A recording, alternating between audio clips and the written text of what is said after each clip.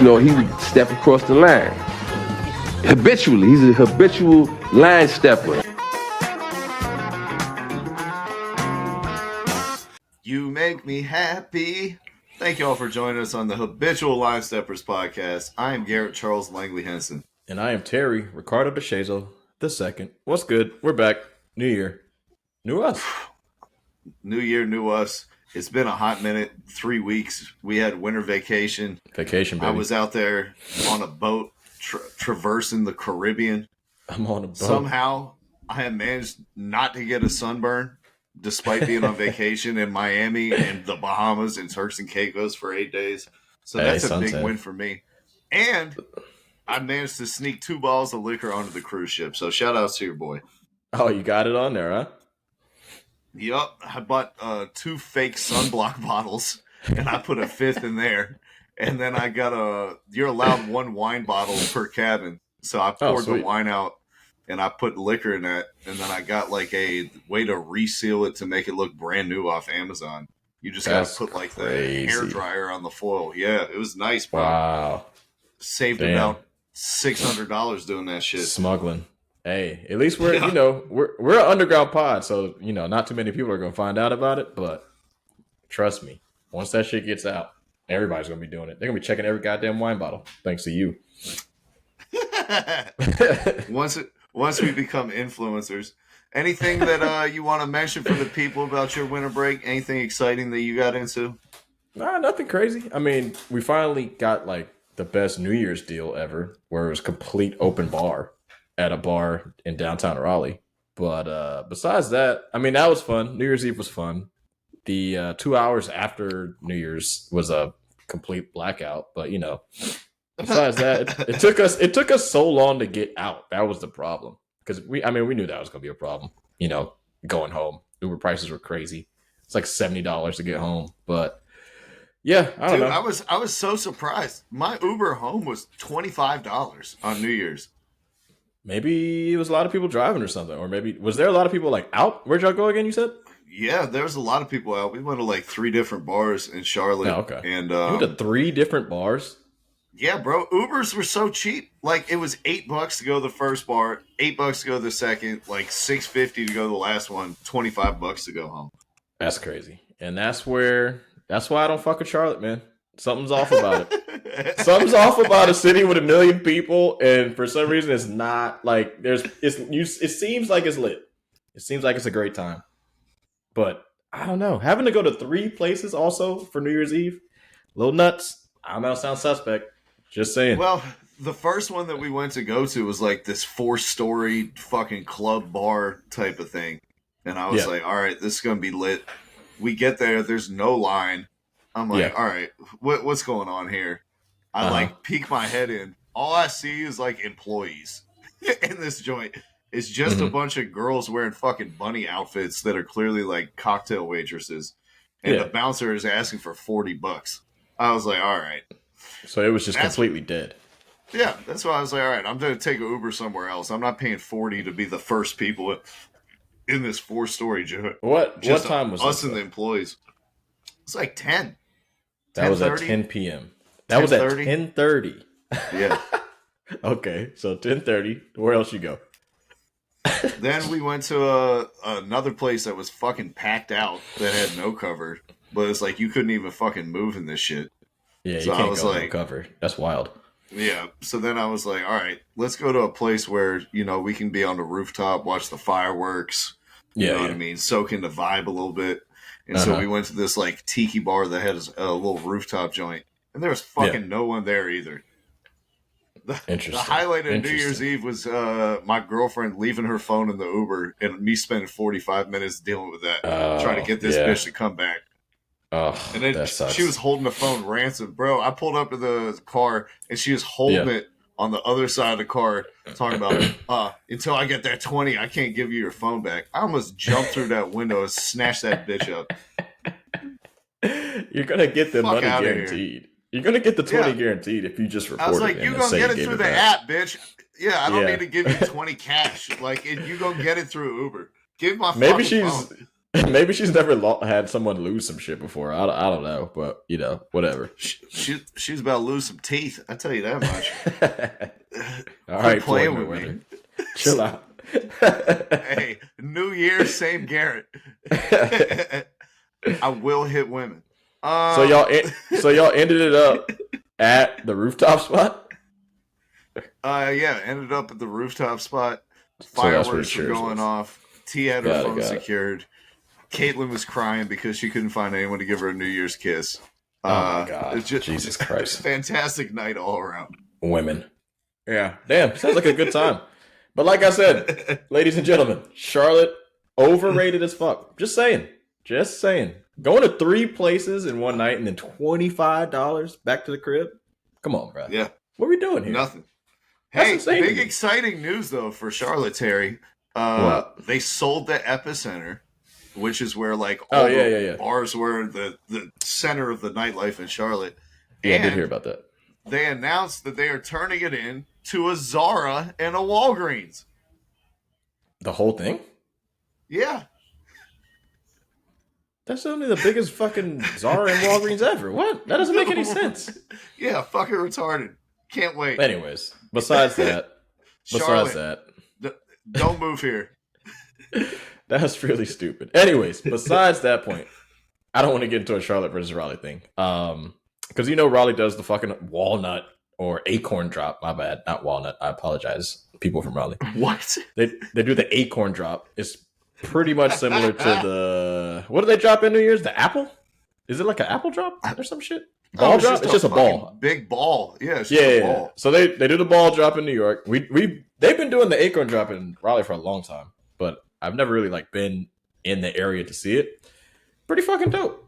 Because we were like on this like rooftop place. The open bar place was like a rooftop spot. So we saw it. Fireworks was crazy. The streets were flooded with drunks. The shit was hilarious. But it was a good time. Hey, the Uber situation was crazy though. I like what you just did there, where you combine cluttered and flooded together to make fluttered. Yeah. Hey, fluttered. Word of the year for 2024. You heard it here first. Nah, it was crazy, man. It was a good time. Real good time. Had a great time. But besides that, visiting family during Christmas was awesome, of course. Saw everybody. And then, yeah, that's about it. No, we didn't do a vacation during the break. We just, had family time, chilled out. It's good times. Good times. Good stuff, man. Well, yeah, it's 2024. If you were listening to this, the last week of the NFL regular season has concluded. We are recording this at 11:30 in the morning, an hour and a half before the 1 o'clock games kick off, and that we'll know everyone who made the playoffs. But we still know like 95% of the teams that made the playoffs. And with this being the last week of the regular season, I thought it would be a good time for us to revisit some of our preseason predictions and kind of give ourselves a score to see how we did. So, Terry, let's hop back in the time machine. We're not going to the player haters ball. We're not going back in time to shoot a slave master. But we are going to revisit our picks for winning the division, the wild card, and the NFL Player Awards. All right, let's start it up. All right, let's put you on blast, Harry, right from the beginning. All right, talk about division winners. You picked the Eagles, the 49ers. NFC East, got it. The Vikings, and the Saints. Interesting. Hey. I'm not far off. The Vikings was stupid. The Vikings is really dumb. But a little injury, not much I can do about that. Not a whole lot I can do about that. Saints still have a chance. So they're, we're still sitting here with the Saints and the Bucks, fighting it out for that last spot. But I don't know. That's not too crazy. I think the Saints, if they win today and the Bucks lose, do they make the playoffs? I thought that they still didn't have the tiebreaker. I'm not sure about the tiebreaker situation. We'd have to read up on that. I'm pretty sure the Saints are out, actually. The Bucks are playing the Panthers. But that's the thing, though. It depends. If both teams win, I think the Saints are out. But if both teams, if the Saints win, the Bucks lose, which they probably won't lose to the fucking Panthers, even though it's a home game for the Panthers. Shout out to those 45-cent tickets also that the Panthers had. Charlotte is so lit. And still nobody came. I mean, it was raining crazy. You know what I'm saying? I get some teams like to be supported, you know, like the Steelers, people are probably always going to go even if they're bad and shit, but come on, bro. We're not doing that. It's a commuter city. If the Panthers suck, nobody's going. But well, I mean, who did you pick in the NFC? I feel like it's not that bad. No, That's not I horrible. mean, you got 1 of 4 correct. That wasn't terrible. You got the 49ers right. So Hey, shouts to you. 1 out of 3. It's not over yet. I can get half. Terry, look up on your phone right now and see if the Saints can make the playoffs. I swear to God, they can't make the playoffs. So I think it's either the Bucks or the Falcons. No, so the people that have clinched already are the Cowboys, the Eagles, 49ers, Rams, Lions. So there's still, because that's what, 5 teams? There's 7 teams that make the playoffs, right? Yep, and then the 2 So we're wild still card waiting spots. we're still waiting for the NFC South winner and then one more wild card spot. And that the wild card spot is probably going to be, looks like maybe the Seahawks. I'd have to look at it though. Well, who'd you pick for the NFC? I'll look up the list to see who still has a chance. So for the NFC, I had the Eagles, the 49ers, the Lions, and the Falcons. So I got the Lions at least. Falcons, yeah, no, the Lions is a good one. Oof, Falcons brother. somehow still in play. If the Panthers can beat the Bucks and we beat the Saints, we'll make the playoffs. So it could be 3 out of 4 for me. Obviously, the Eagles ended up losing that division to the Cowboys. Yeah, the Eagles really fumbled it this year, huh? Yeah, still gonna That make the was playoffs somehow, but I mean, been they on won a all those little, games at the beginning. a They had skid. to, but they had to start off how they started off. If they didn't start off, what they were like, what 8-0, 7-0, or some shit like that. Yep. Because at the end, they completely exploded. If I wouldn't be surprised if they lose first round, just straight up, because they're pretty fucking bad. But anyways, besides that, whoa, as we sit right now, 49ers are in, Eagles are in, Rams are in, Cowboys are in. Buccaneers still have a chance if they win. The Packers still have a chance if they win. So those are the 2 teams that still have a chance if they win. If they win, they're in. It'll be the Packers and the Bucks. As far as everybody else in the NFC, I mean, they're still fighting chances for the Saints, and there's still that's it. It's just the Saints and the Packers. But I don't know who the Packers play today though. They play your Chicago Bears, I believe. Yeah, they play the Bears at 4:25. See, that's a tough one. So I don't think, but that's the thing though. If they lose, can they still get in? The Packers. I don't think They're so. 8-8. Nah, I think one of the so. NFC teams will sneak in. So like if the Bucks and Saints win, they're both in. The Falcons. There's no way that we get a wild card out of the NFC South. So There's like no if the Bucks win and the Falcons win, the Packers are. If the Packers lose, for instance, right, the Seahawks might sneak in at 9-8. So I don't know, bro. You just got to win. A lot of scenarios. All right. Well, so far the ones we know, you nailed the 49ers. I nailed the 49ers. We both missed on the Eagles.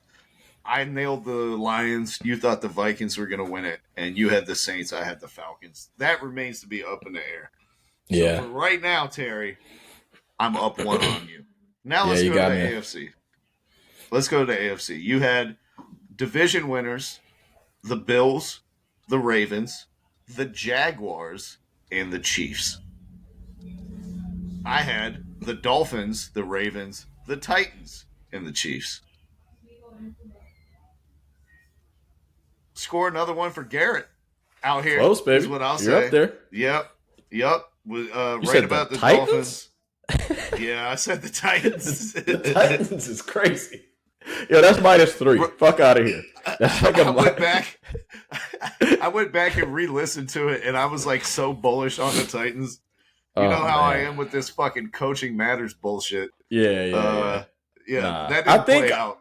I think honestly, bro, coaching does matter when all the teams are kind of even. Like coaching might beat it out, but I think we've kind of learned from that Tom Brady, Bill Belichick thing. It's mostly about the quarterback. So I mean, I went with just who's the best quarterback in the division type shit. And honestly, if you look at it, I think it's true because even though we didn't get all of them right, but best quarterback in the AFC East. Don't let CJ Stroud hear. No, that's what I'm saying though. I think Stroud played better than Trevor Lawrence this year, like by far. Okay, Stroud was the best quarterback in the division. Don't you think? Like you agree? Yeah, I thought you were talking about what you predicted at the beginning. Ended up being I mean, if you're going into it, like just going to the beginning of the season, of course, Trevor Lawrence is the better quarterback of CJ Stroud. We've never seen him play, but like as the season went out, CJ Stroud was the best quarterback in that division, bro. Shitty division, but he's the best out of all of them. Hey, like it's not even clinched the playoffs this morning. Yep, or last night, whenever it happened. Yep. So they clinched the wild card, but if the Jaguars win, the Jaguars still win the division.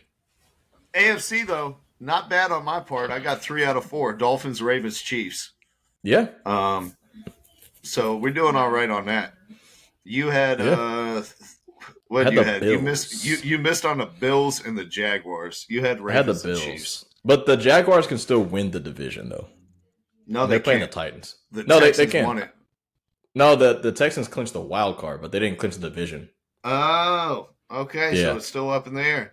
You can tie me 3-3 on the AFC. Wild card side, all right, you had the Bengals, you had the Jets, and you had the Chargers. Yeah, they all imploded this year. That was tough. I was like, let's not talk about your wild card picks, huh? They all imploded. Jets fucking imploded. No Aaron Rodgers. Chiefs. I mean, not Chiefs. Bengals. Your boy Joe Burrow got hurt halfway through the year. They still ended up being 8-8. Which is fucking insane. And then I went. Who was the other team I went with? The Chargers? Jets, the Chargers, and the Bengals. The worst coach of the year goes to that guy, Staley. Man, Brandon Staley was the worst coach by far. Like that, he disappointed the shit out of me. Shout out to Justin Herbert. I don't think he's like the best quarterback in the league, but I mean, for them to go 5-11, that's the worst performance. That's the most underachieving team of all year, to be honest. So I will give myself credit for calling the Chargers' demise on the preseason pod. Yep. No, you said, quote, that is fucking insane to think the Chargers won't make the playoffs. With the quarterback like that, they should make it. Yeah. Not anywhere close, just imploded all over themselves. I had, for wild card, I had the Jaguars, the Browns, and the Bengals. So the Jags, they're still in play, I guess, to make the playoffs. The Browns, they already clinched. I hit that one right on the head. And then the Bengals, like we said, all fell apart with the injury of Joe Burrow. Yeah, that's unfortunate. You didn't believe in the Jets the whole time, huh? Nah. The funny thing about the Jets, though, like, I still look at their team. They're still a good team. They had bottom 5 quarterback performances all year, and they went 6-10, which is still not. I mean, it's a medium type season, I would say. It's enough to make you wonder if they just had a dude who was decent, how good their record would be. If they had Aaron Rodgers, I think they probably would have made the playoffs, to be honest. Because like the Bills really didn't come on until later on into the season. A month ago, yeah. Everybody else in the AFC was kind of up and down, so it's I don't and it's weird though. You look at the AFC, like the really bad teams really was just the Patriots and the Titans. And the Chargers. Like, everybody else kind of had a decent record, which is insane to look at. But, I don't know. AFC, once again, another year of kind of looking dominant, but I'm not sure. So, I got to tip my hat to you, Terry, because you did have a couple of predictions that were pretty prescient. And I don't know if you had your hair wrapped up in a crystal ball in front of you like Miss Cleo, but there were a couple things that you said that turned out to be pretty prescient. Number one, the falling off of Travis Kelce. You were on this from the beginning, before they even talked about Taylor Swift being part of his life, before there were 35 cutaways per game up to the box. Yeah. You were on this. The man is a year older. They had no weapons. He was going to be getting double teamed all game. Is he going to be able to sustain the same level? You said no. Terry, you were 100% right on that. It's the biggest question mark for the Chiefs is the inability to get their passing game going. And Travis Kelce can't beat the double teams anymore like he used to, man. And so I got to give you credit for getting out in front of that one. Meanwhile, 34 years old, bro. I drafted number 5 overall in fantasy. You couldn't. You were too biased, man. You were too biased. It's unfortunate because last year he was awesome, and it seemingly looks like it was the same receiving core besides substitute Rashay or Rice, however you say his first name, and Rice, with Schuster going out and Rice coming in, pretty much the same dudes. But I don't know. I mean, maybe the offensive coordinator thing kind of messed it up. I'm not sure. I mean, Bieniemy was a guy last year. He loves to fucking pass, so a lot of those numbers were a little inflated. And this year, they just really couldn't get it done. I mean, look, would anybody in the NFL, tight end wise, want to have 93 receptions, 984 yards, 5 touchdowns? Yeah, but it's Travis Kelce, arguably one of the best tight ends ever. So that's really not like a I thought 1,000 yards was the floor. Apparently, it's the ceiling. The ceiling is the roof with Travis Kelce. Yeah. So I mean, and they don't have anything to play for. It's hard to get a passing game going when your number one wide receiver has like 400 yards for the season, and both of your offensive tackles can't block. Yeah, it's a tough season for the Chiefs. I mean, their defense is still pretty good, but I don't know, man. They're a running team, which is weird. It's weird to have the best quarterback in the game be a fucking running quarterback or a running team. Like, right? I don't get it. Because they're like, we're gonna lean on a 7th round pick at running back who's in his second year. That's our identity. Fucking weird. And like, people are gonna hate on greatness. Like Mahomes, of course, counting stats wise, it wasn't great. But if you hit those analytics, he was the best quarterback in the game. He had like his percentage for hitting targets like exactly where they are and them just dropping the shit. Nothing you can do about that, man. He was the most accurate quarterback all year, and his dudes just didn't perform for him. So, I mean, not much you can do about it, bro. So, I was impressed by you calling Travis Kelce. But the one, Terry, that really, it hurt me how right you were with this. And I lost my mind when you said this on the podcast. Good. You called Desmond Ridder one of the 2 worst starting quarterbacks in the NFL. And I went on like an 8-minute rant about how he's going to have as good as numbers as Justin Herbert. And we're going to look back on this, and I want you to apologize to me at the end of the season. I demanded an apology before the season started, Terry. It is I who needs to apologize to you, Terry. Not only did you say if they don't start Taylor Heineke by the end of week 4, they're not going to make the playoffs. We started Taylor Heineke, then we benched him for Desmond Ridder, then we started him again. And now he's hurt, and we're going to put Desmond Ridder in again. You hit the nail on the head. Desmond Ridder leading the NFL in turnovers, leading the NFL in red zone turnovers. Too many games where he just single-handedly lost us the game when all he had to do was throw a fucking screen pass or hand the ball off or not fumble a snap or not fumble the ball on the 1-yard line like he did against the Bucs 3 times in one game. I was caught up in the Cincinnati hype. I loved him before the draft. He's a leader. He's got all the intangibles. You know what he can't do? Win a fucking game that's easily winnable. You were 1,000% right on this. Desmond Ridder is terrible. I was looking through Homer red rosy glasses. You nailed that one, bud. It's unfortunate. We're gonna go ahead and for the people, we're gonna clip that because it's a great clip to look back on.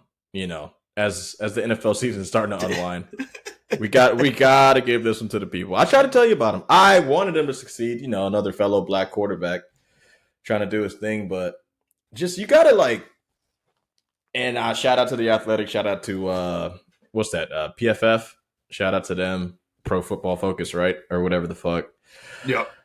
You gotta, once I hit the deep dive on the numbers, him, Zach Wilson, and it was some other like backup quarterback who didn't really play a lot of games. It was like just the worst fucking numbers I'd ever seen. So, I mean, it was pretty easy to kind of calibrate and look at it. And it's unfortunate, bro, because you have a good team.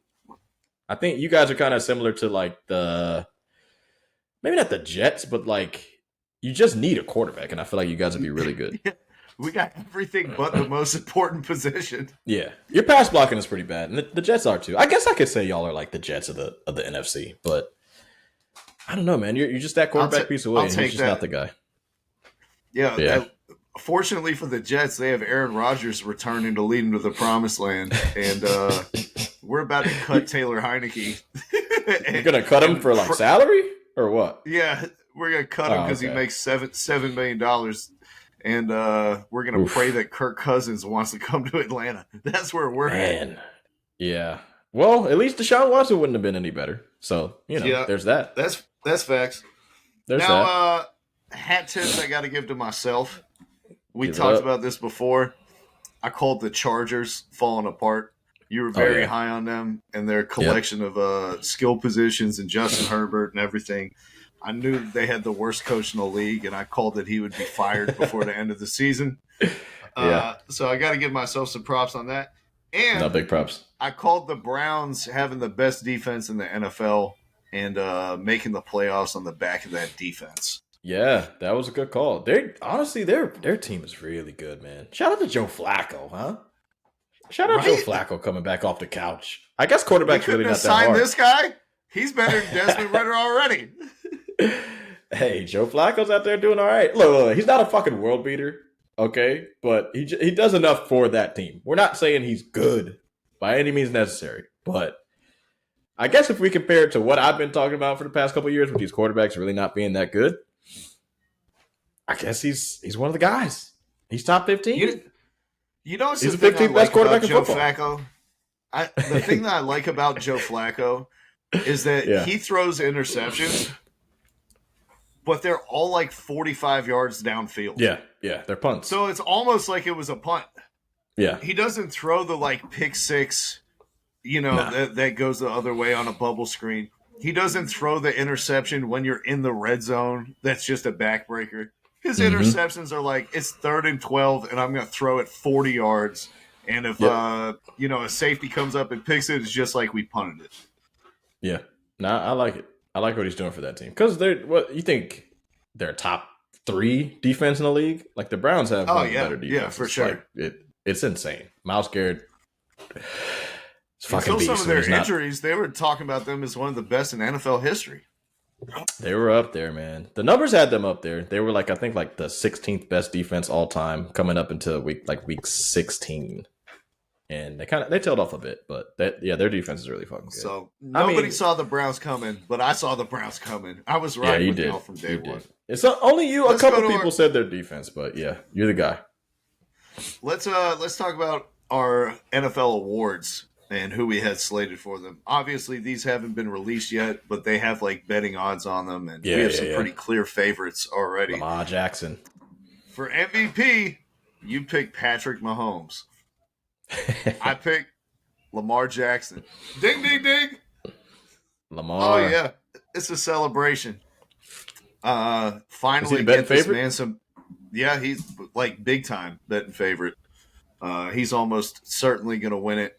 After, who did he play? Was it the 49ers or who was it last week? The Ravens just demolished. I think it was the 49ers. It was 33-19 or some shit like that. Yeah, that kind of cemented his case. He's going to win. He's going to win MVP. Lamar Jackson, probably the most disrespected 2-time MVP in NFL history. I'll leave you guys to decipher why. Fucking Gil Brandt.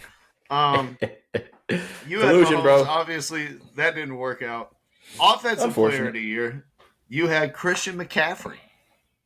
The odds for that are probably pretty fucking good. Yeah, they're actually dead tied as the co-favorite with the person who I picked, Tyreek Hill. I can see that. I can see Tyreek getting it. Yeah. So that'll come down to the wire. We don't know who's going to win that one, but it's safe to say both of us had some pretty good insight on that one. Tyreek needs about 240 yards for 2,000 yards as a receiver. Who are they playing? McCaffrey? The Dolphins. Give me 1 second. I'd have to go back. I don't know who the Dolphins are playing, bro. But I don't think they need to. Actually, I think they do need to win. I think they're playing the Bills, if I'm not mistaken. Let me check. That'd be a crazy game. I'm going to check real quick. Dolphins are playing. They already Dolphins Bills. They won the division. Dolphins Bills. Yeah, You Dolphins. never But the know. Bills High need to leverage win. game. Tyree The could Bills go need off. to win. So the scenario is the Dolphins can get, or unless I think the Ravens clinch the 1 seed though, actually. But no. If the Dolphins win, they get the 1 seed. But if the Bills need to win to get into the playoffs.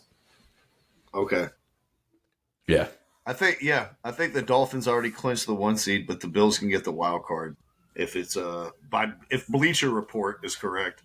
Heaven knows that they've been better than the Athletic. I'm not even checking the Athletic anymore. Oh, you don't look at the Athletic anymore? No, they're going to tell me that the Dolphins are playing the Barcelona Dragons on March 23rd on the moon. Yeah, never mind. I was wrong. The Dolphins don't really need to win this game. If they win, they got the 2nd seed clinched for the overall AFC because the Ravens already clinched it. So, but the Bills need to win. If they win, they don't have to worry about seeing the Bills in the playoffs. That's true. And the Bills are surging. Yeah. So important game there. Defensive Player of the Year, you had Micah Parsons. I had Myles Garrett, who is currently the betting favorite by some margin. He's a beast, man.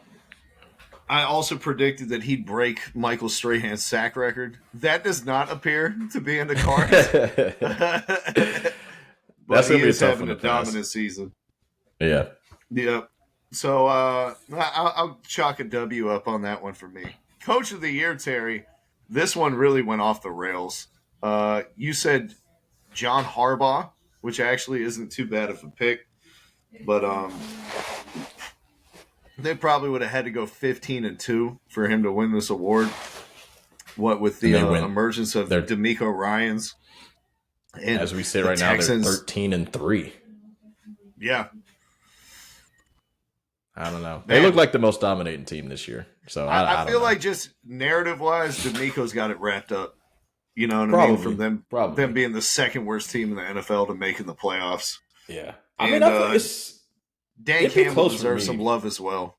Yeah, and the Browns coach for me, because you started off with Deshaun Watson. And then he also had to play P.J. Walker. Then you started the other dude. I don't even know his name now. He had like a 3-part name. Yeah. Yeah, he's like a law firm, and now you got Joe Flacco starting. Like, if it was up to me, I'm giving it to the Browns coach because they're 11-5, bro. Let's put some respect on his name, Kevin Stefanski. We'll give Stefanski. Clear contender. I agree. 4 quarterbacks in 1 season, and you win your division and make the playoffs.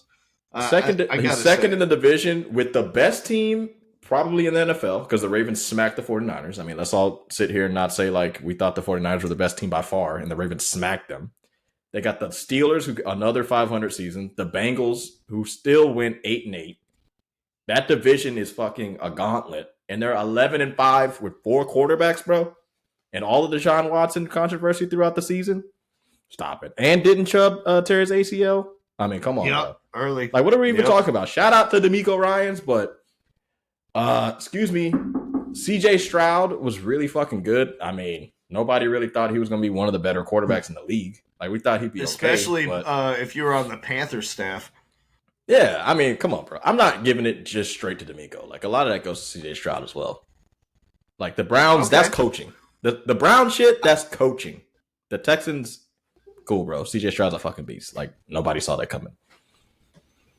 Hey, I think that's great points, man. We all get swept up in the narrative. But, you know, when you point out all the different hurdles that they had to overcome this season and being in the position that they are currently, I have no arguments that he should probably be the most deserving one. You thought the Browns were going to make the playoffs. You're one of the few. But if every team was healthy, the Bengals and the Ravens, I mean, I don't think anyone would have, and even some people were thinking like the Steelers are going to be some sneaky good team.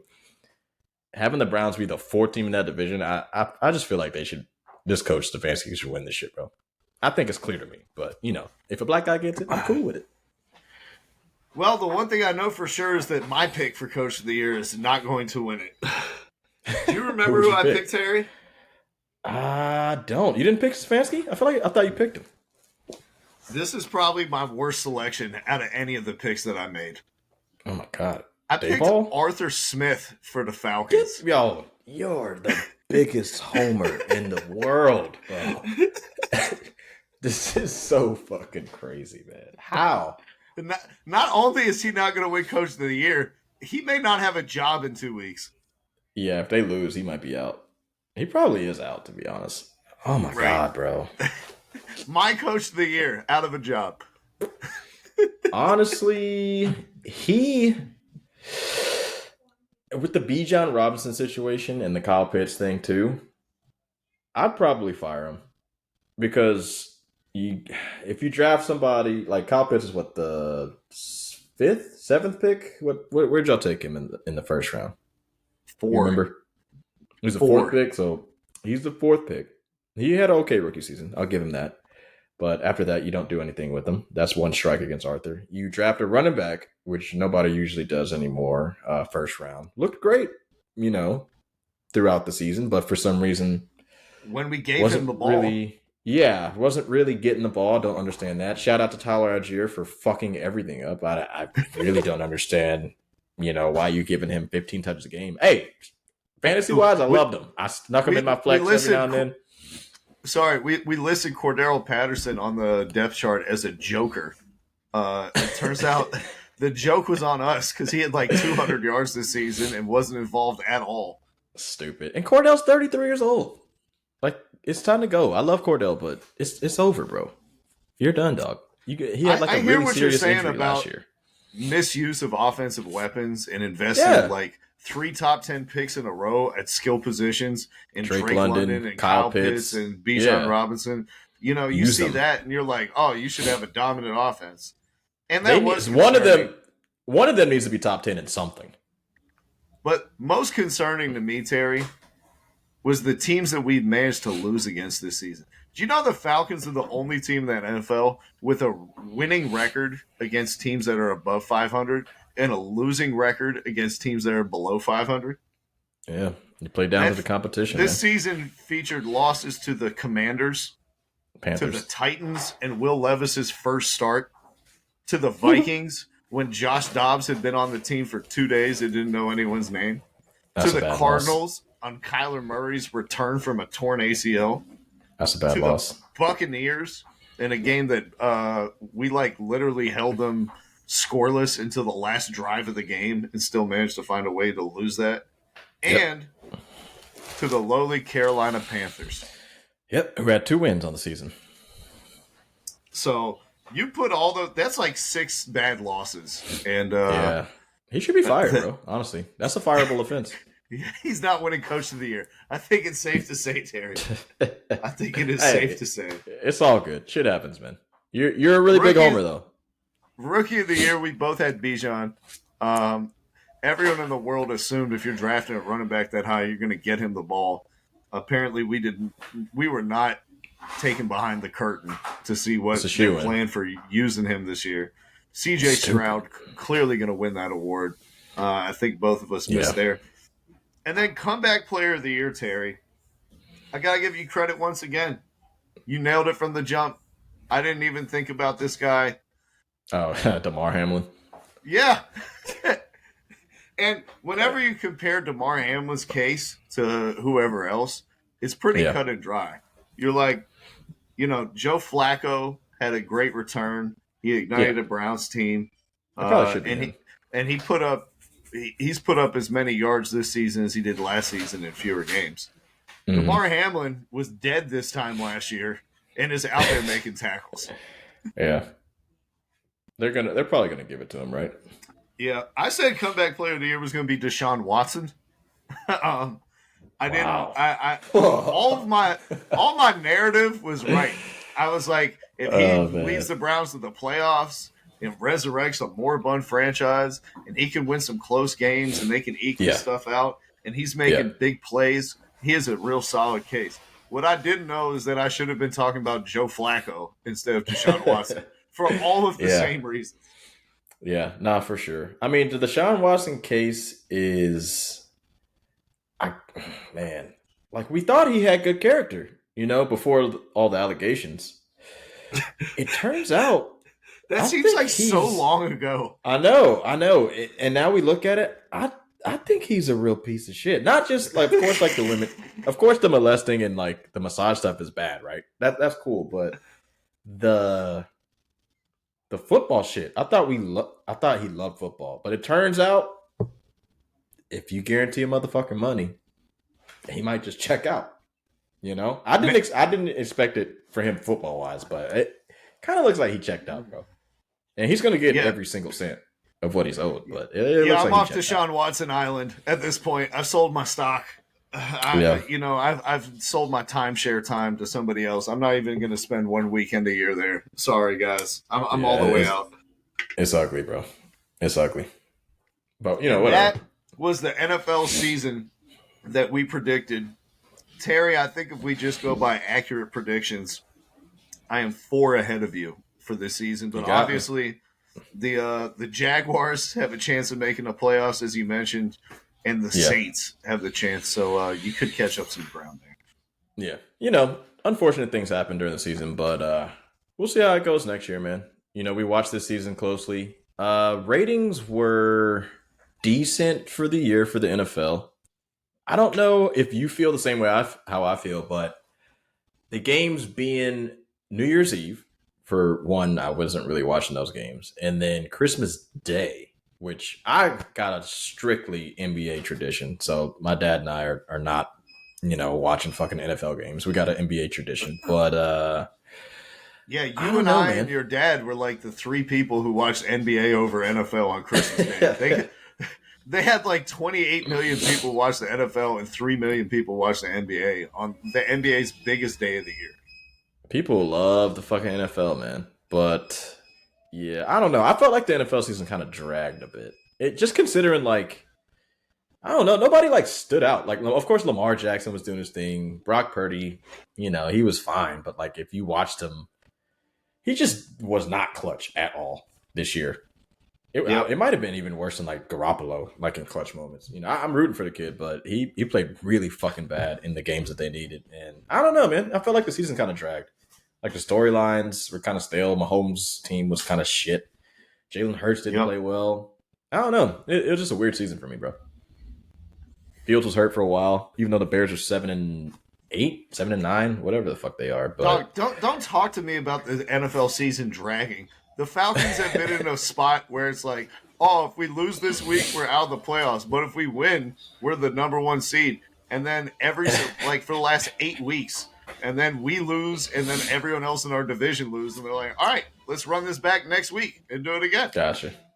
So you're there with me, right? Yeah, I'm right there with you, man. Especially, I mean, you guys can see I'm wearing my Falcons gear right now. It has been a season to forget for us, and it would have been fine with me if they made this shit 8 weeks, frankly. Nah, I mean, I don't know, bro. I don't know how I feel about the extra game. Like, I feel like 16 was enough, bro. 17 is crazy. And they suck. They're sloppy. All the games are sloppy as hell, bro. Shout out to my dumbass fantasy league for making the championship on week 17 when people are resting their fucking players and everything. Is there like a rule you could have made it 16 like normal people?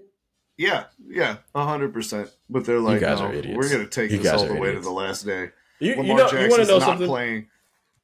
You want to know something that's funny about fantasy? And nobody cares about other people's fantasy teams usually, but yeah, I pretty much checked out. Like I made all the lineups to kind of go throughout the weeks because last year I was just piddle fucking around, but still, got second to last. But I just made my adjustments before. I made my adjustments before like the weeks and like did the whole AI thing where I was like just auto replace if somebody's hurt and blah blah blah.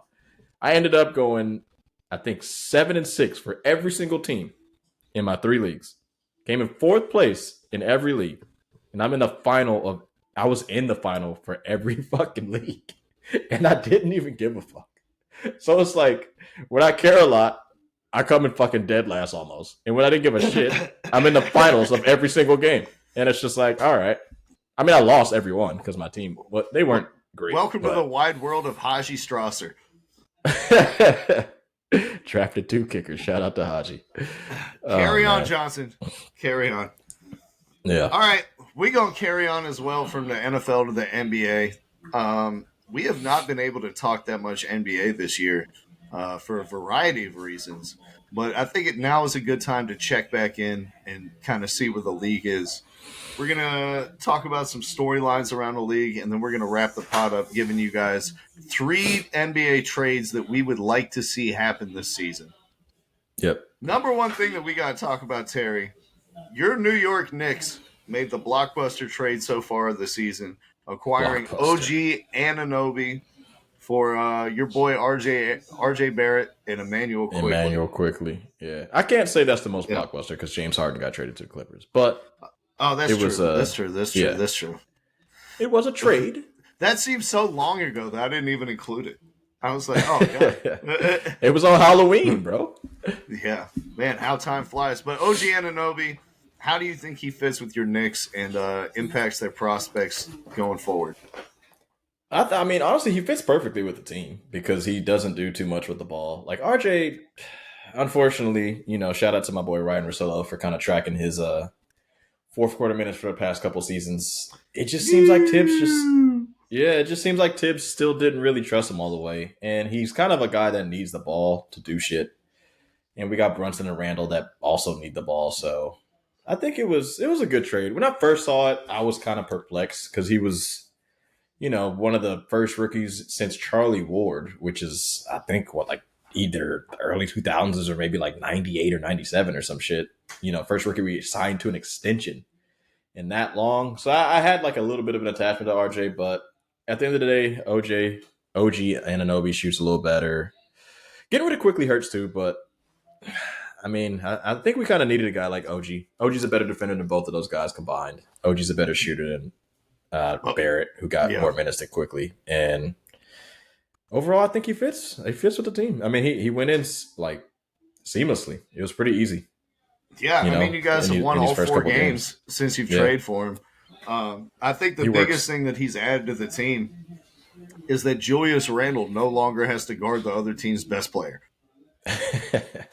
We were definitely missing a defender. We're a scrappy team, but I don't think we're like a great fucking defensive team. I think we were just fouling the shit out of everybody.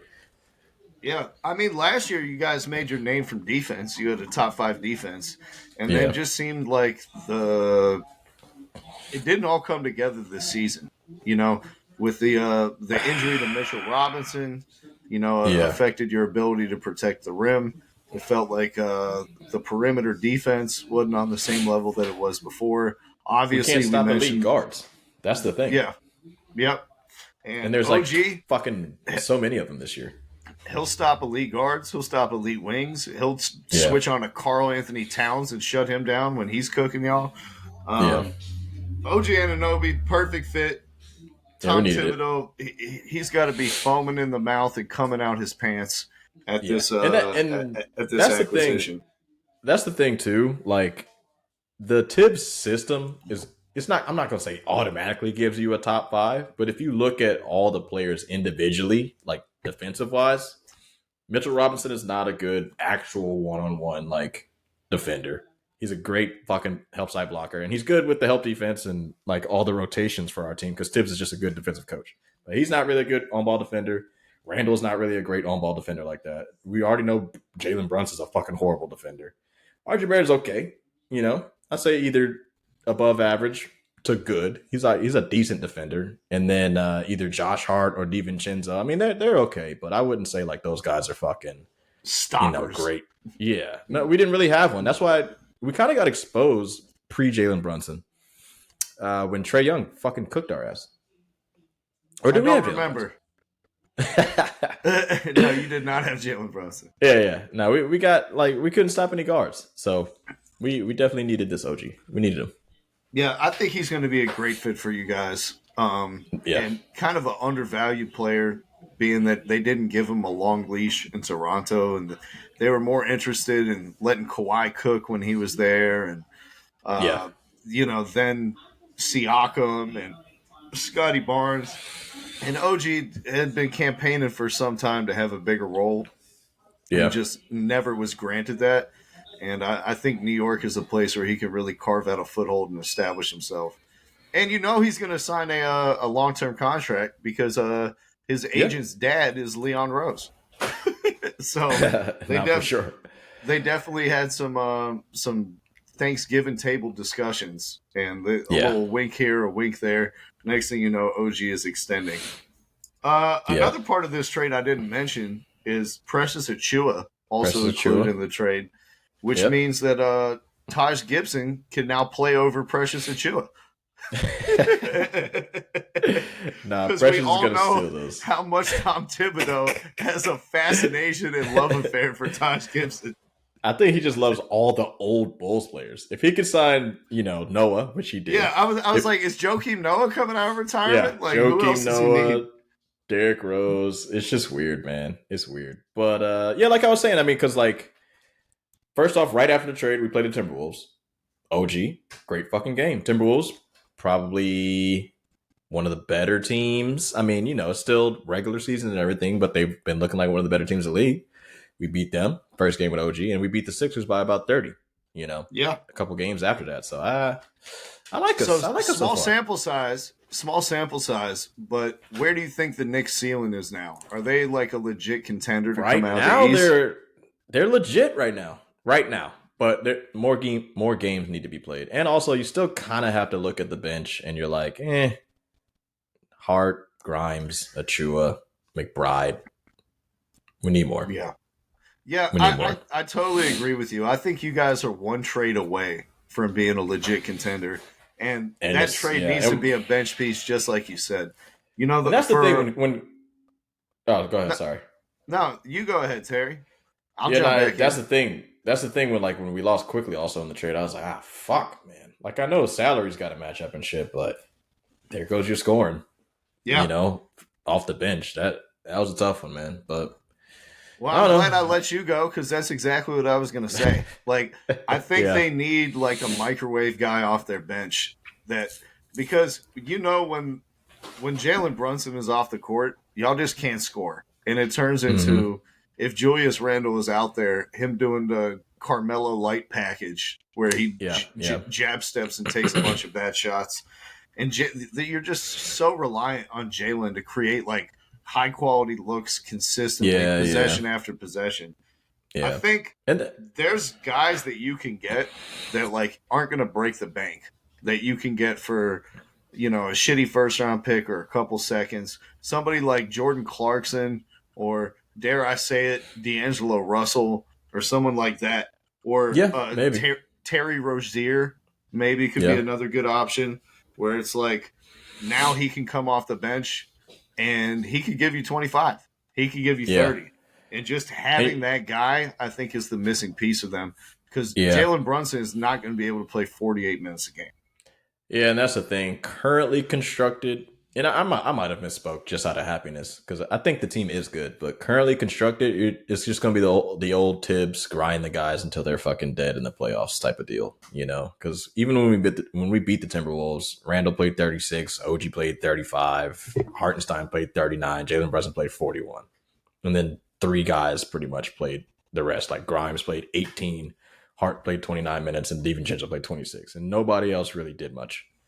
You can't really get it done with that type of shit in the regular season. That's going to be a rough ride till the end of the season. So we definitely do need one more person. Unfortunately, we had to give away quickly, man. I mean, Preston Chu is cool, but he ain't fucking Emmanuel quickly.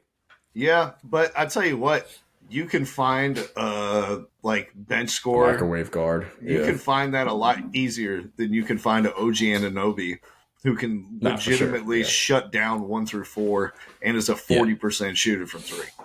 Nah, for sure. And we'll see how the minutes are staggered and how they're going to do their scoring. So OG is definitely going to have to be a really big role for the team, like scoring-wise too. He's going to have to get like 20 something a game. I think he's around 18, somewhere around there is where he'll ultimately fall in. We'll see. But like I said before, I think that there's another shoe to drop for these New York Knicks, and I would stay tuned to your ticker to see if they acquire a Kobe White or a Terry Rozier or a Jordan Clarkson or a Colin Sexton or like one of these type of guys who can go in and get buckets. I'm monitoring Malcolm Brogdon. I'm rooting for you guys, Terry, because the Atlanta Hawks have given us nothing to root for. I've completely given up on them. I have no interest. I don't want to watch a single game more the rest of the season. Wow. Somehow I took the time out of my fucking busy day to watch them give up 150 points in regulation to the Pacers. And explosive offense, man. That was the last straw for me. So yeah, I'm rooting Oh, for you're you out, guys. huh? Yeah, I'm out. Wow, I'm out all the way. That's insane. Blow it up. Damn. Blow it the fuck up. Blow it up. What are you gonna do? You got fucking Trae Young. What you gonna do with Trae Young? Trade everyone but Trae Young and Jalen Johnson. The whole rest of the roster can go. Bro, I say trade Trae Young, bro. He's just not the guy. I mean, he averaged 30 and 15 during the month of December. So he's second in the NBA in 3-pointers made.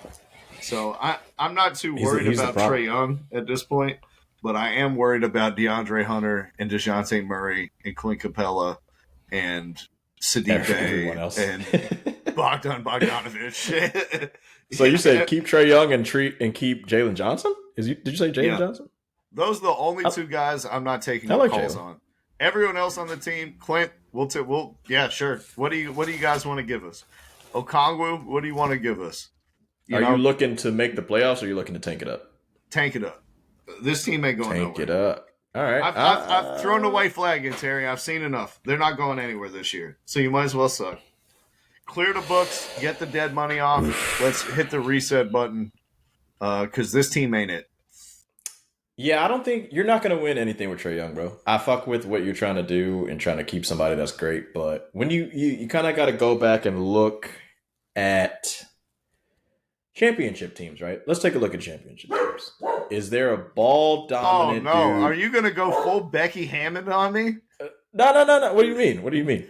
When she said that you can't win a championship with a short guard as your best player? No. I'm not saying the short guard shit. I'm saying you can't win a championship with someone averaging more than like 9 assists a game, regular season wise. You need more ball movement. It's too much solo play. You need way more ball movement, bro. Like, look at the Warriors. Look at the Celtics. Sure. That's for damn sure. I couldn't agree more on that. Yeah, like the teams that are really good, not this year particularly, but just like in general. The Warriors are moving that pill around. Most of the LeBron teams move the ball around. Like, LeBron is going to average 7 assists, but he's not, getting fucking 15 or 12 assists a game. Like, the Pacers aren't going to be a fucking playoff team. Chris Paul might have been one of the last ones to make the finals, averaging more than 9 assists in a game. You got to move the ball, bro. I love Trae Young, but his game, stay getting 30 points a game. But move the fucking ball. Like, all of his assists are always going to be like, it's a double team, he kicks it out. All right, cool. If they hit the shot, he gets the assist. If they miss, that's it. That's the end of your possession. Dude, I had all these visions of DeJounte Murray running pick and roll on one side while Trae Young is coming off a double pin down on the other side. And he's not running around. Trae Young is a screener, and then he pops back out to three like Isaiah Joe. And no, to your point, he just stands there and he just watches DeJounte Murray. And if DJ can't get off a good shot, he's like, all right, I'll take a fucking floater or step back three. And that's our offense. It's just a really hard watch. And I don't want to talk about the Hawks anymore. I'm just saying, I don't think that Trae Young is going to work. He needs to be more like Steph, but we've been saying that for a while. But besides that, what's the record with him being 30 and 15 or 30 and 12? What's y'all's record? Severely losing. Yeah, like so, I don't give a fuck what he's doing. We went like 4-8. And that's the thing. Like, people are mad in Atlanta and around Atlanta, the metropolitan area, about like nobody's talking about him. It's because you're not fucking winning any games, bro. Like, even if he's averaging 50 and 64,000 assists a game, if you're 14 and 20, we're not going to talk about you. If you're 20 and 14, all right, Trae Young, you're heating up the league. You're one of the best players in the league. Cool. At this point, he's not doing shit. Like I said before, when you guys went to the Eastern Conference Finals, very fucking fluky, dog. It's unfortunate. I've always been telling you this, and it sucks, but he's just not the dude. I'm not saying the short guard thing. You need more passing it around, unless Trae Young is the fucking initiator of everything. Yeah, I couldn't agree more, Terry, but here we are, and I don't see it changing anytime soon. Let's talk about something that does excite me, Terry, which was the NBA's Pacific Rim matchup that occurred a couple nights ago between Victor Wembanyama on his birthday against Giannis and the Bucks. Hell of a game. This game had so many highlight plays that could be in like the top 10 of the year. Whether it was Giannis putting Wembanyama under the rim and Wembanyama recovering to still block him, whether it was Wembanyama going behind the back and dunking it on Brook Lopez in transition like John Wall, or whether it was him doing the T-Mac / Kobe and throwing it off the backboard and dunking it to himself when he had no other options. Yep. And with all these fantastic plays, Giannis still finished with like 45 and 15 and won the game. He's on a mission this year, man. He's on a fucking mission, bro. This dude's balling out. What you think about Wemby so far? Can we get this man a point guard? Like, how much longer are we going to continue to do this, man? I feel like Pop is just on purpose sabotaging this whole season. I don't understand that. That game against the Bucks, right? They need a 3 to tie the game. You got Devontae Graham sitting right there on the bench. Who are we going to put in as the point guard? Jeremy Sohan.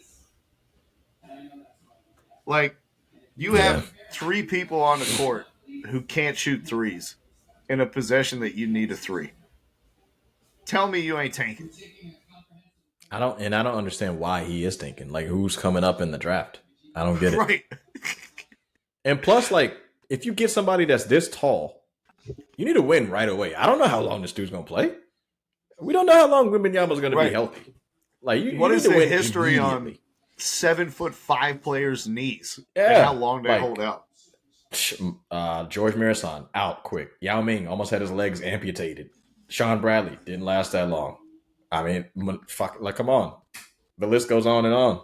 Like, Ralph Sampson, he didn't last for shit. He was great coming in, but he didn't last long. Win now, Pop. Get Pop out of there if he's going to keep doing this shit. I'm sick of this.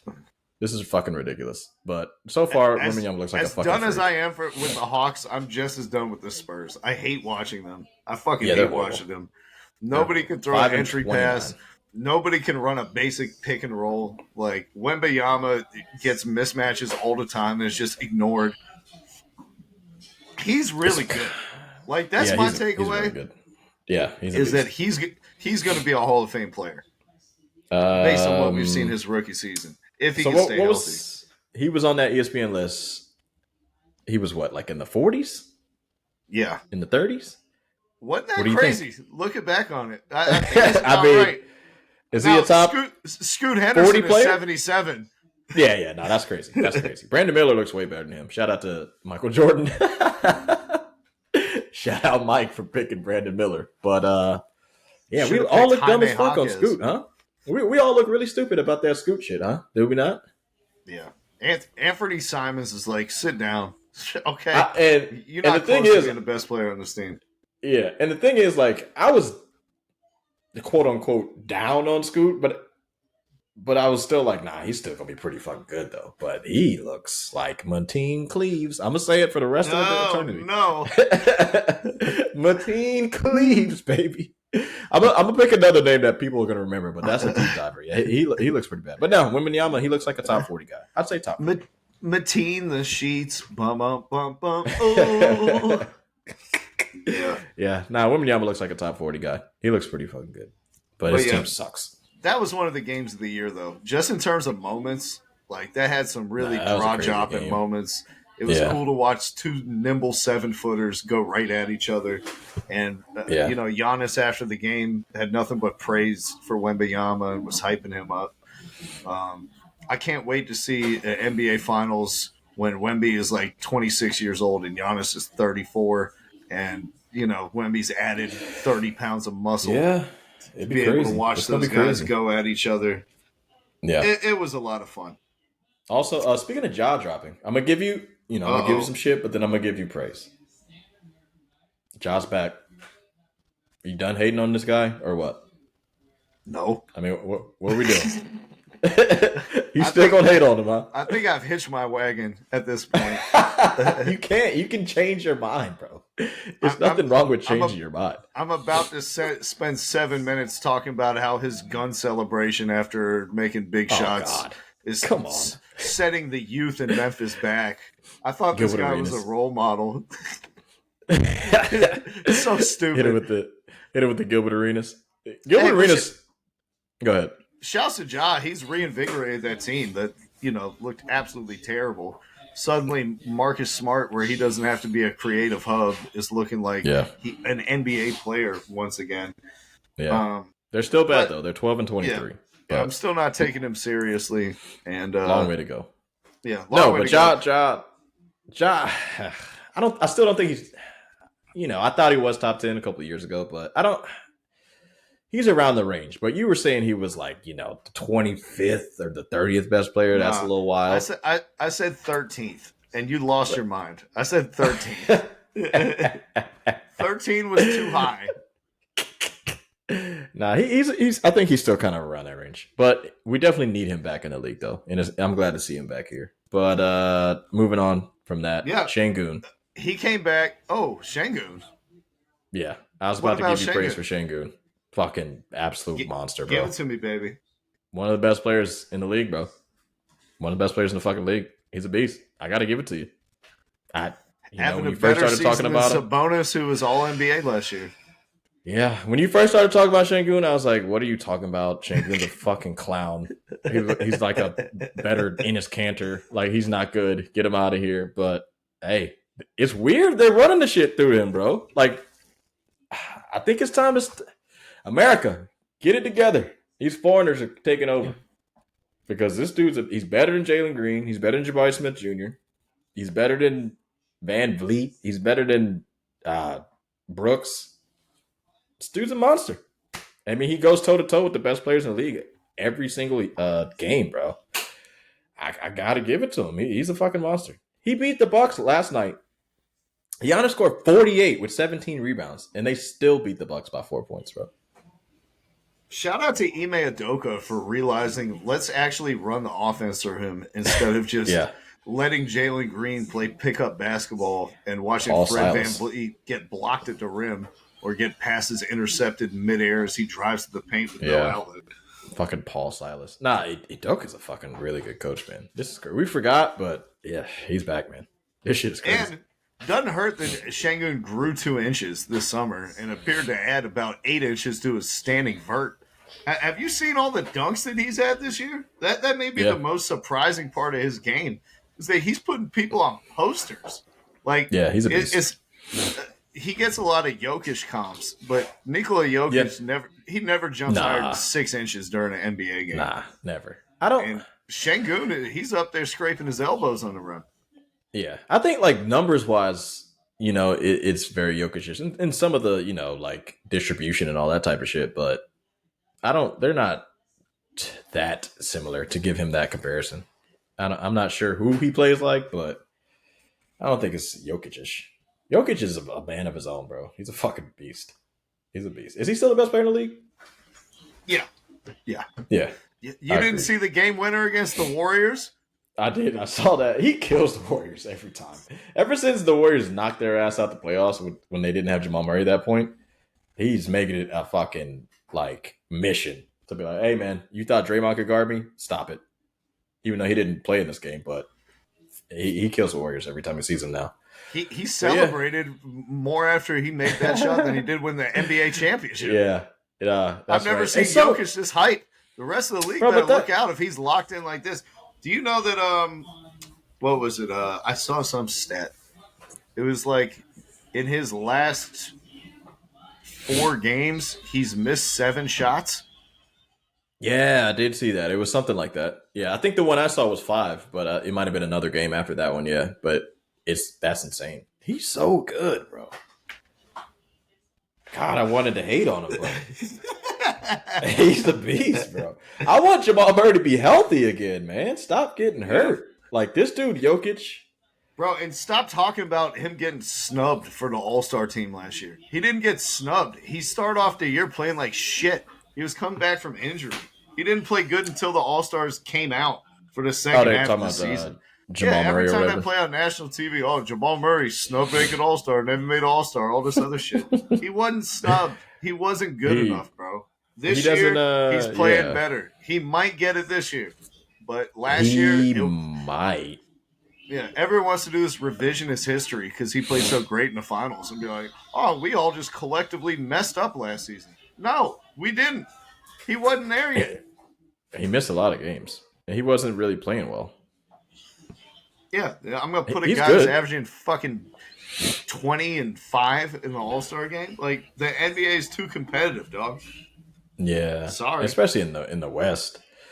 Hey, Look at speaking of his competitors, though, Draymond Green returning today after a 12-game indefinite suspension. indefinite suspension. Yeah, Yeah, I guess he completed his therapy and his social work and wrote I promise not to hit another player in the face on a chalkboard 500 times in a row. yeah. But they need him. The Warriors, they've been on a bit of a skid. Their young players are, leaking how unhappy they are with Steve Kerr to the media. We saw reports come out that Jonathan Kuminga got a haircut and and is talking shit about Steve Kerr. And then Moses Moody, he joined him and was like, "Yeah, I have no confidence in Steve Kerr either." I don't have any confidence in him to play young players either. I mean, the only person he liked to play, it seemed like, was Jordan Poole, and it seemed like everyone didn't like him. Do you know Jordan Poole is the worst plus minus in the whole NBA? Nah, he sucks. He's really bad this year. It's kind of disappointing, but that's another storyline. He Not fucking yet, right? blows, Not Jordan Poole distracted me from the Warriors, but yeah. How do you? What do you think the Warriors need? Is it just Draymond coming back? Is it trusting, Pajmensky and some of their other like younger players to play more? Is he not, like, in the past couple of games, is he not giving these dudes like 20 minutes a game? Like they playing okay. I don't think they're The bad. problem is there seems to be no rhyme or reason. Like I forgot what game I was watching earlier this week, but Kuminga was cooking. And then, like, fourth quarter comes, and they're like, yeah, Andrew Wiggins, get out there. Kuminga, you're done for the night. Wiggins is just like, what? Shit. Yeah. It's like Kuminga had, like, 20 points through 3 quarters, and they're like, all right, thanks, we don't need to see any more. Dude, I'm just completely perplexed. Like, and I guess I got to give this championship to Steph, the fourth one, like, only to Steph. I'm just, like, so confused as to how they won the championship that year. The more you look at this fucking team, you're just like, how did y'all win? Even with Draymond and even with Wiggins, like Wiggins is playing like complete ass. But how the fuck did they win in 2022? That shit makes no sense to me, bro. But besides that, I don't know. I mean, Clay's playing better. Steph is still doing his thing.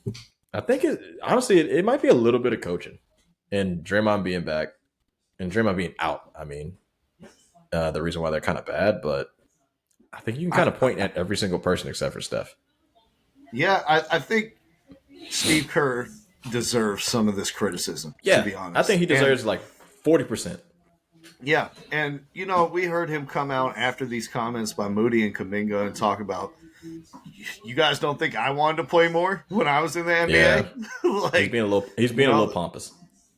Yeah, a little bit.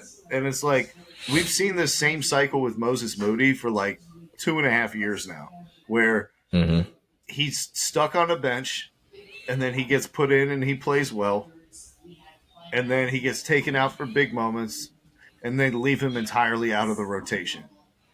And then he does the same thing over again. He proves himself. He plays solid defense. He's a good connector. He is efficient scoring the ball. He gets more minutes, and then we put him on the bench and take him out of the rotation again. And it's just like, I don't know how young players are expected to develop continuity and their confidence when their minutes vary so much from night to night, and they don't feel secure in, like, their place in the team.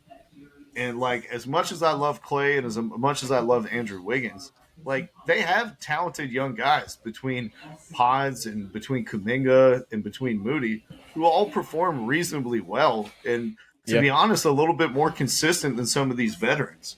But Steve Kerr, man, he loves him some veterans, and he just can't seem to let go. And I think at this point, his tight grasp on that rope and the younger players on the roster starting to wear on people and is starting to kind of take away from their athleticism, explosiveness, continuity, and the changing of the guard. Like, remember this whole thing about them not Mm-hmm. trading the number one pick for Wiseman and taking Moody and taking Kuminga. This is Yeah. supposed to be a bridge to the next generation. And we're now Yeah. in year 3 of that. And these guys are still no further along walking that bridge. And so at Yeah. some point, you need to develop these guys into guys who can start to be the leaders of the new school and be prominent figures for this team as Steph Curry ages. And he has not given them the latitude to do that. No, I agree. And the only other thing I can say about it is I think they're looking way too much into like their missed shots in certain clutch situations opposed to just the overall consistency of what they do. Like Kuminga and Moody are way better than Wiggins this year. Like I think they need to also kind of get rid of like we're going to be another dynasty again. Like I think the Wiggins experiment is over. He won you a championship. I think it might be time to move on. You know, like he did his part. He looks like shit now. Trade him. It's time for him to go because Moody and The Kuminga problem are is doing their you thing. can say that about Wiggins. You can say that about Clay. You can say that about Draymond. And I think that's what their biggest problem is. Is like, But the thing with Wiggins is he wasn't one of the key figures throughout the whole thing. Like I right. think you can. Nobody's gonna be like, how can you get rid of Wiggins? Like he was only there for this is what 30 year there. Like you At can the get rid same of him. time, we're 2 years removed for him outplaying Jason Tatum in a couple games in the finals. Yeah, but he's completely shot this year though. Like it's fucking Yeah. he's horrible. Like Kuminga and Moody's PER is better. Their shooting percentages are better almost all the way across the board. They're playing better D than Wiggins is. They're hitting outside open shots besides Kuminga better than Wiggins because I think Wiggins is right in between them, like 3-point percentage wise. But I don't know. I just feel like I see sometimes in games where like Moody and Kuminga are wide the fuck open and will miss a three, and then Kerr's like, all right, he's done. Yank him. I need shooting. Like Steph can't do anything if there's not 70 shooters. It's like Steph's the best shooter of all time. He doesn't need to share the floor with fucking 4 other dudes that can shoot. Like I get Draymond's already out there and you don't want, less spacing or whatever, but I think Steph has shown you he can kind of shoot no matter who's around him. Like it's totally fucking fine. He shot when Mark Jackson was playing like Bogut and Derek Lee or David Lee and a bunch of other people who couldn't shoot. It's fine. Steph's going to be Steph. Trade Wiggins. Play the other kids. It's time to change the guard, dog. Steve Kerr, I blame a lot of this on you. And the oldest member of the old dog contingent there in the Warriors, we haven't even mentioned, Chris Paul. He's got to be happy that there's all this other stuff going on. So we don't investigate the fact that he can't make a shot. He can't shoot threes for some reason. My man is just not a scoring threat, like at all. He'll get He's you not trying. the 8 assists. He'll run the second unit. But especially come playoff time, you can't have a guard that somebody just ignores and be like, yeah, we're just not going to guard you. And as much as I love CP3, the Warriors may be wise to consider really shaking up this roster before the trade deadline expires. You trading CP3? Yeah, I'm there. I'm trading Wiggins. Wiggins is gone. Wiggins is gone. For me, Wiggins is out of there. Let's trade them both. I don't know who's going to take both of them in a trade. Or, I guess, do them individually. But, yeah, I mean, on paper, Chris Paul shoots 36% for 3. But for me, he's just not getting it done. How many attempts? 1.8? Yeah, I don't know. Hold on. Let me take a look. But, yeah, this season, bro, I don't know what the fuck they're doing. 3-point attempts, Chris Paul, 3.7. Twice as much as I thought. Still not nearly enough for a guard in the modern era. I'm saying, if you're shooting 36% from 3, shoot the fucking ball, man. Shoot it. Jack it up, dog. You're shooting 36. That's not that bad. It's not great, but it's good enough. Shoot the ball. Well, let's talk about a team that has no problem jacking it up. Sorry to cut you off, man. Nah, go ahead. You're good. I got to eat some crow because, like everyone else, I clowned the Clippers for trading for James Harden. I said these pieces aren't going to fit. They started off 0-6 after the trade, and we all got our laughs in. Yeah. Since moving Russell Westbrook to the bench, they've won 19 out of their last 24 games. And they are getting up shots from all over the court. It's balanced scoring. Kawhi Leonard appears to be rejuvenated 60% of the time. Paul George has been consistent, and Harden has kind of taken the offensive reins to be his own, and is playing efficient basketball, getting everyone involved. And Russ is being a killer coming off the bench with his intensity and athleticism. So I got to give the Clippers some flowers. Now, I still have my doubts come playoff time, but they're certainly performing better in the regular season than I imagined. And I got to give credit where credit's due, man. Yeah, because, we've been saying it for a long time. Watch out for the Clippers. Watch out for the Clippers. And they haven't really done shit. This is a new guard of Clippers with Westbrook and James Harden. Same two dumbasses, Kawhi and Paul George. But I think I tried to tell you, though, in the beginning, not after the Harden trade, but just in general, if Kawhi and Paul George play, they're an elite team. And they played most of the games this season. And hence the record shows. Especially Kawhi. He has really surprised me with his availability. Yeah. It's crazy to me that, the injuries that he gets, missing all these fucking games, and he still, every time he comes back, he looks like a top 5 fucking player almost every time. I'm not saying he's top 5 this year, but there could be a conversation about it. But he might be top 5 in the playoffs when it's high leverage moments and you need two-way players. The thing about these Clippers teams is they made basketball very basic and easy. And their game plan is hey, we have 3 25-point per game scorers. You probably don't have 3 shutdown defenders. Yeah. So it's easy. Whoever the third guy is, it's exactly the Terry Who's the worst 2K defender? method. Yup. Who's the worst defender? Bring him up. All right, this game, Paul George is going to eat. Oh, you're playing the Atlanta Hawks. This game, James Harden is going to eat. Oh, you're playing a team that doesn't have big wings. This game, Kawhi is going to eat.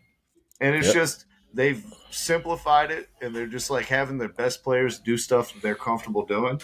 And not many teams have 3 perimeter stoppers where you could comfortably be we're going to make Zubac beat us. Because they're no, we're going to go right at your 3rd worst perimeter defender, and he's going to get cooked. Yeah. So shout out to Ty Lue. Shout out to Westbrook, because Westbrook put himself on the bench. He saw it. He was like, we can't do this. Somebody has to come off the bench. I'm going to just go ahead and come off. There's no conversations, nothing. He's the captain of the team also, bro. Wow. Yeah. It's Ty Lue and Russell, bro. They're leading the ship. Shout out to them. Shout out to Terrence, man. Fitting in. Getting in how he fits in. Yeah. I mean, once you get 4 dudes this good on a squad, there's not much you can say about anything, playing time or none of that shit. You just got to kind of accept what it is. And we knew Ty Lue was a premier coach, and shouts to him for simplifying things, not making people think as much, and making the necessary moves. We said they were going to try Westbrook and Harden together and then move Westbrook to the bench, and that's exactly what happened, and they flourished since it. So I got to give them props. Over there on the other side of the building in L.A., the Lakers won the in-season tournament, but have been reeling since then. They've lost 4 in a row. They've lost 10 of 13 since winning the in-season tournament. Horrible. While Ty Lue has been seemingly pressing all the right buttons for the Clippers, Darvin Ham is drawing the ire of his best players, his worst players, and everything in between. If you read the last article put up on The Athletic. They returned Jared Vanderbilt to the starting lineup. They put D'Angelo Russell on the bench. And they can't fucking score. They got one of the worst starting lineups in the league. Well, not worst, but as far as scoring alone, they average the least amount of points. If you just put the points per game averages for the starters, they're worse than Detroit. It's 69 points a game with Jared Vanderbilt in that bitch? That's hard to do. It's crazy. And, we heard LeBron talk about a couple years ago. Yeah, it's not like we have any lasers out here. Still really don't have a ton of lasers. Rui Hachimura has not replicated his hot playoff form for them so far and has been hurt in and out of the lineup. We all know Jared Vanderbilt can't shoot and gets completely ignored in the playoffs. It's fucking insane. Hit the shots, Jared. You're wide open every time. Just shoot 40%, bro. You wide open on every shot. Yep. Crazy. Cam Reddish enjoyed a nice 4-game renaissance and then came back to being the Cam Reddish that we know and love. Nah. He honestly, up until the in-season tournament final, he was playing well. But since then, atrocious. Fucking absolutely atrocious. I just still don't understand why they can't start Reeves all the time. Well, that's what I wanted to get to. You know, especially, I thought the reason they put Reeves on the bench is because they're like, we can't have him and D'Angelo Russell on the court at the same time consistently. Like, there's only one ball between D'Angelo Russell, Austin Reeves, LeBron James, and Anthony Davis. And so having those four out there, like, for long periods, you know, just ended up kind of minimizing what some of them could do. But now, D'Angelo Russell is on the bench. Like, why is Austin Reeves not back in the starting lineup? He's your third best player. He closes games for you. They don't have that same dilemma, and you can't fucking score. Why is he still sitting on the bench, Terry? I don't know, man. He started this game versus Memphis, and very odd fucking playing times in this Memphis game. They lost that game, by the way, 127-113. But I don't know, like, the numbers have always showed us when LeBron and Reeves are on the floor together, you know, they're one of the, I think, if not the best, at least like top 3 duo. Yeah. Like as far as like plus minus in the league. Start him with LeBron, dude. When LeBron's on the court, put Reeves on the court. Let Russell, AD, and, you know, whoever else you want to fill in, like, do the scoring when LeBron is off. Like, try something. You got to do something, because I really don't understand what's going on. I think Rui being hurt a lot is kind of messing up a lot of things for them too. And Taurean Prince, his hot shooting kind of cooled down. But I don't know, like Christie, of course, he's looking okay, but he's young, and we think, you know, you undervalue like what you think his actual value is going to do for the team. But he's not really doing a whole lot for me. Christian Wood's playing like ass. I don't know. I kind of tried to say this when they did win the tournament, but you thought I was Skip Baylessing it up. They didn't really play anybody in that tournament, bro. They really didn't. I mean, it was a fucking fluke. You beat the Pacers. They're 7th in the East. You beat the Pelicans. They are up and down all season. And then everybody else sucked. They didn't play anyone. Hey. And we wanted to celebrate any arguments from me, man. You're not hearing any We wanted to celebrate it like it's a fucking NBA championship, but I was like, let's get real. They played no one, but, you know, let's sweep it under the rug and look at the team now. Absolute garbage. When you go 3-13, horrible. After you win it, suddenly we're going to turn a brighter spotlight on that in-season tournament victory, and we're gonna investigate, you know, how valid that really was. Yeah, but the funny thing is, I still think they have a good roster. Like, I still think they're a good team. It's Darvin has scoring, though, bro. They need scoring. And so with that, Terry, we each made 3 trades that we'd like to see before the trade deadline closes in a month or so. Yep. My first one, Terry, is for the Los Angeles Lakers. And it's one that you've heard about on NBA Countdown. Do they still have The Jump? What, I don't know what shows they have on ESPN anymore. I don't want it. Too many things. I don't even watch like ESPN like that all day. I be watching like YouTube shit. We got to get Zach LaVine to the Lakers. Yeah, all right? he was one of my guys too. They need scoring. I know Zach LaVine is making $40 to $55 million over the next 4 years. Mm-hmm. But when you have LeBron on your team, and especially like when he's at this point of his career, I think you just need to bite the bullet and figure out the rest later. And I think the Cavs, they really messed this up his last year in Cleveland when they're like, oh, we can't trade that Nets pick. It's going to be a top 3 pick and, you know, all this other type of stuff. In case LeBron leaves, we need to make sure that we have somebody who can take us into the next generation. You know who that draft pick turned out to be? Who was it? Colin Sexton, who's coming off the bench for the Utah Jazz. Okay? Yeah. So the Lakers, you can't be miserly with these picks and keep them close to your chest. All right? Go ahead and spend them out and do everything you can to get this man a ring. And then once he leaves and you guys suck, you'll have plenty of people you can trade for first and second round picks and recoup some of this value. But I think they're probably the one team that like that 40-45 million a year for Levine shouldn't phase them as much. And so the fake trade that I made is Zach Levine of the Lakers for D'Angelo Russell, Rui Hachimura, Max Christie, and a first round pick. Ooh, and Max Christie? Yeah. Damn. Guess the salary has got to match. That's crazy. What do you think about that one?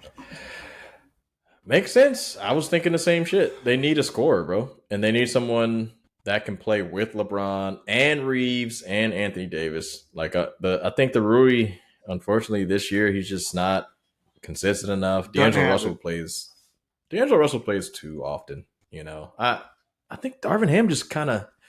It's weird who he believes in and who he doesn't believe in. You know, like he believes in D'Angelo Russell way too fucking much. I just don't get the D'Lo This shit. season we're going down with D'Lo and Cam Reddish.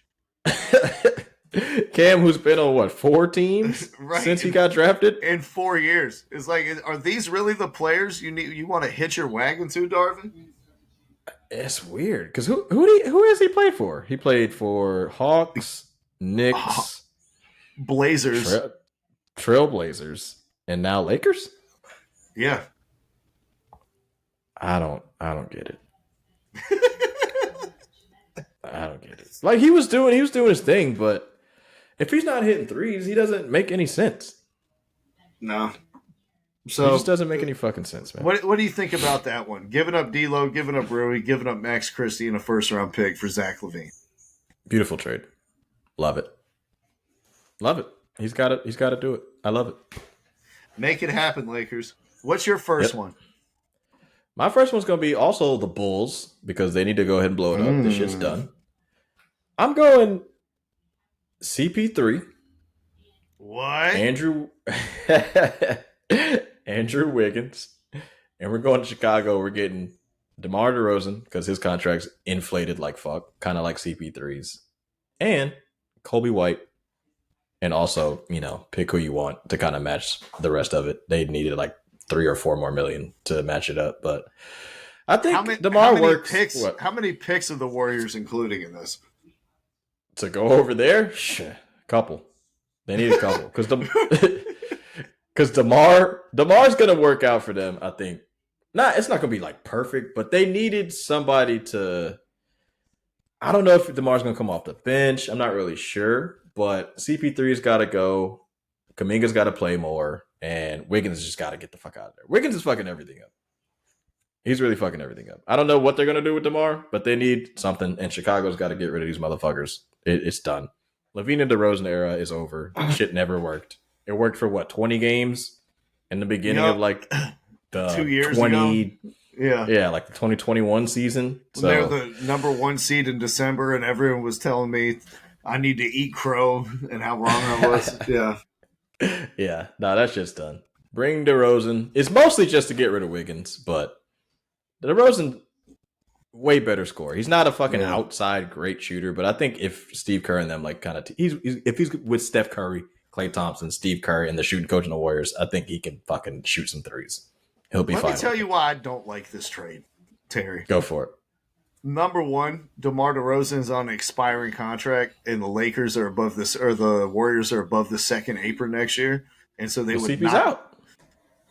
But DeMar DeRozan's in with that same money, and with the escalators on their young players, they're still going to be above the first apron. I doubt that they'd be able to re-sign him, and it would just kind of be a rental for the rest of the year. Number 2, see how it goes. I have serious questions about how Kobe White could function in the Warriors environment.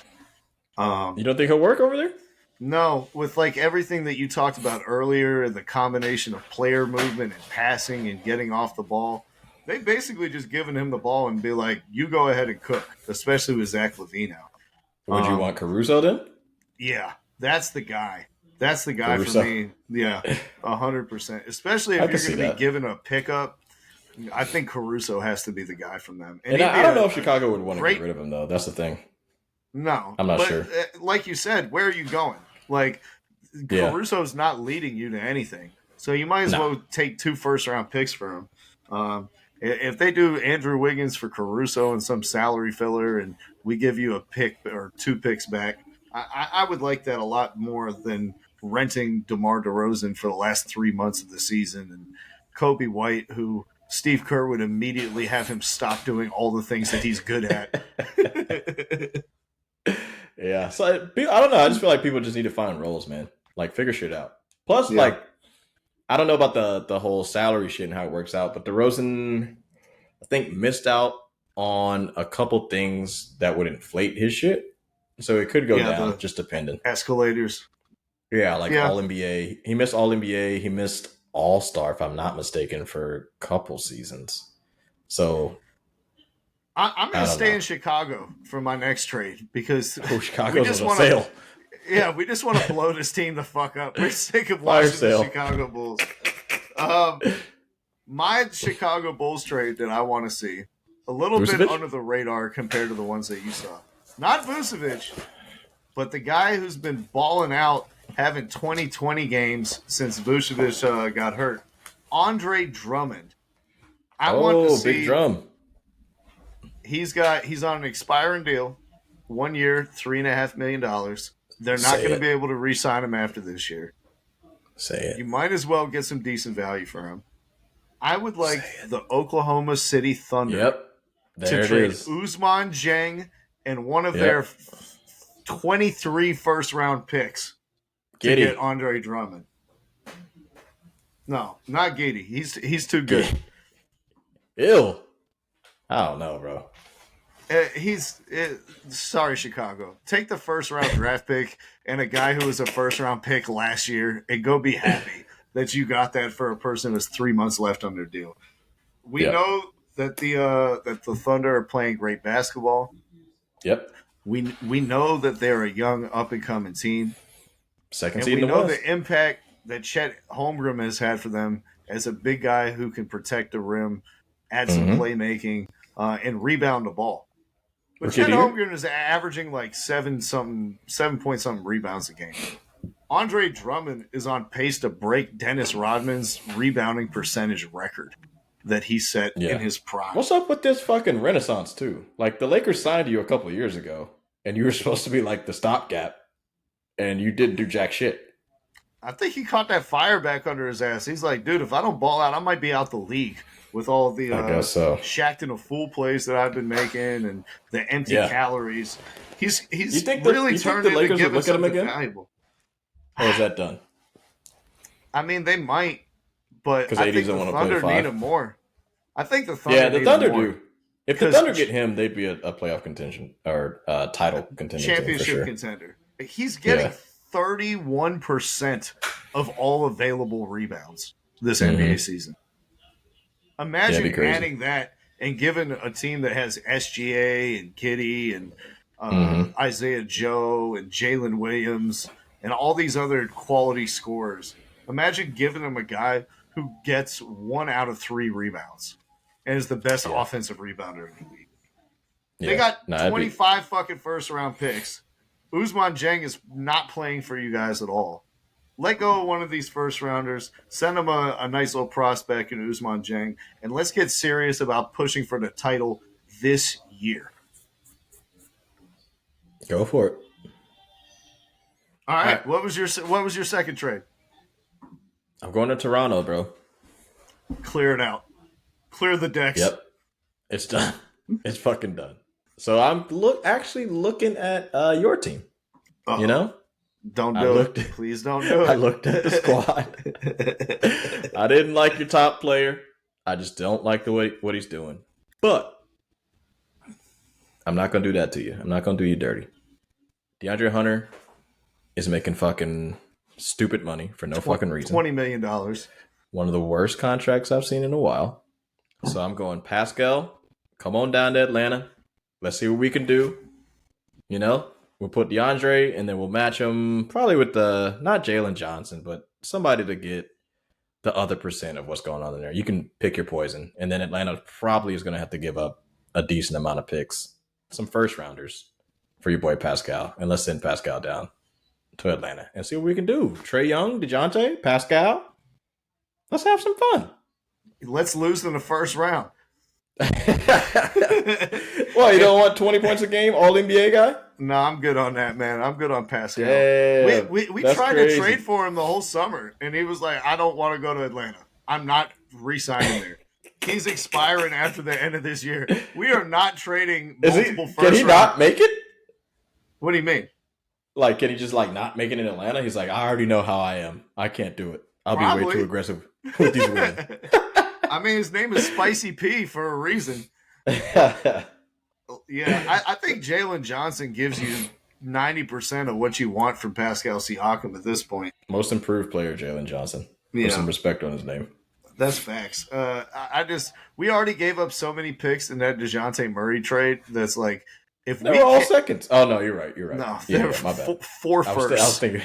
I was thinking about the other guy. Yeah, No, the DeJounte trade was kind of wild when you look at it. Yeah, it's fucking terrible. He's on the trade block too.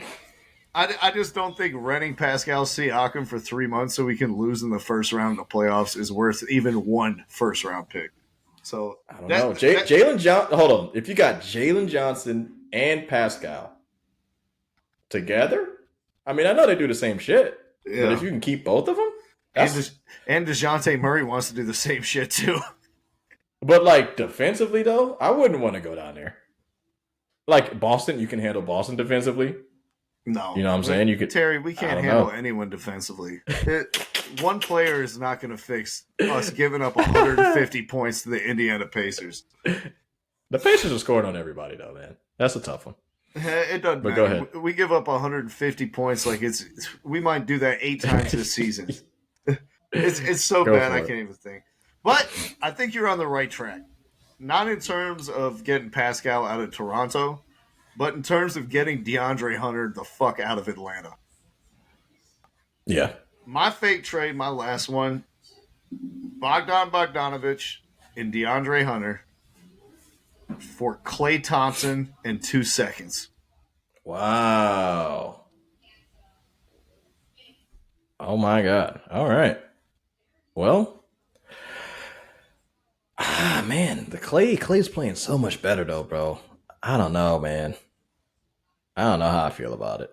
And you think he's going to get re-signed next year? You think Klay is taking a steep haircut to stay with the Warriors? He might. I mean, he's scoring 24 a game in the last game since Draymond's been out. That's a risky one, dude. Hey, I think Bogey will give you just as much as Klay would, or at least 95% of it for the Warriors. I disagree. Bogey's made more threes this year than Klay Thompson. Hey, man, I don't know. I disagree. It's Klay. Put some respect on his name, bro. And then I can see DeAndre Hunter being a good fit out there. Give him another rangy wing, good 3-point shooter, space the floor out there with Steph Curry, have a bigger body to defensive guys. And for the Atlanta Hawks, it's like we tried so bad to be the Warriors East when we were drafting Trae Young and Kevin Huerter and all these other guys. We might as well just go get one of the Splash Brothers and put him with Trae Young. And you know what? If Klay wants to leave at the end of the year and we don't re-sign him, we still got 2 second-round picks and we got $60 million off of our books that we can reload and try to get players who will be a better fit around Trae Young with. I feel you. All right. But if you're the Warriors, you wouldn't do it? Nah, probably not. Maybe it's these Hawks tinted glasses that I'm wearing once again. For you, yeah. Since you still love fucking Desmond Ritter, you know, Arthur Smith, Coach of the Year, 2023. Yeah, my last one. I'm free Malcolm Brogdon, by the way. Yeah, free that man, Malcolm. And I'm going to the East Coast, and you know we can have some conversations. There's a team down in the East that's overachieving. We thought they were going to do it last year, but they're doing it this year.